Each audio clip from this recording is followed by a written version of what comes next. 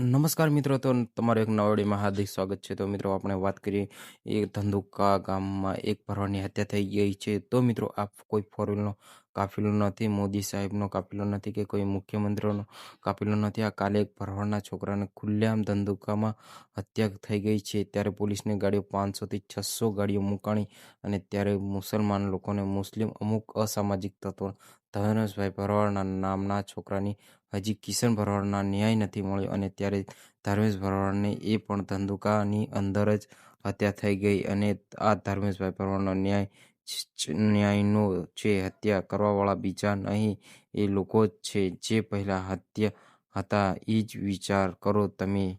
હિન્દુના નારા લગાડો છો પણ હિન્દુ કયા ખોવાઈ ગયા? બધાય આ લુખ્ખા તત્વો જ છે. 2-3 અને ફાંસી ચડાવી દેવાય. હું બધાય મુસલમાન એવા એમ નથી કહેતો હોય, પણ બધા હરખા નથી હોતા. પણ આવા 2-3 લુખ્ખા હોય ને જે હિન્દુ મુસલમાનનું આપણું કરીએ અને એક વિખવાદ ઊભો કરે. મિત્રો, આ પોલીસોનો જે તમે કાફિલો જોયો છે એ કાફિલો કોઈ સામાન્ય કાફિલો નથી. 500 ગાડીઓ છે પોલીસ અને બધી ગાડીઓ એમ કહેવાય કે ક્યાં જાય છે? ન્યાય જાય છે. કેમ કે ધંધુકા આખું હળગાવી નાખ્યું છે. આખું ધંધુકા હળગાવવામાં આવ્યું છે. તો મિત્રો આ વિડીયો જેમ બને વધુમાં વધુ શેર કરો અને લાઇક, કોમેન્ટ, શેર અને સબસ્ક્રાઈબ કરવાનું ભૂલતા નહીં.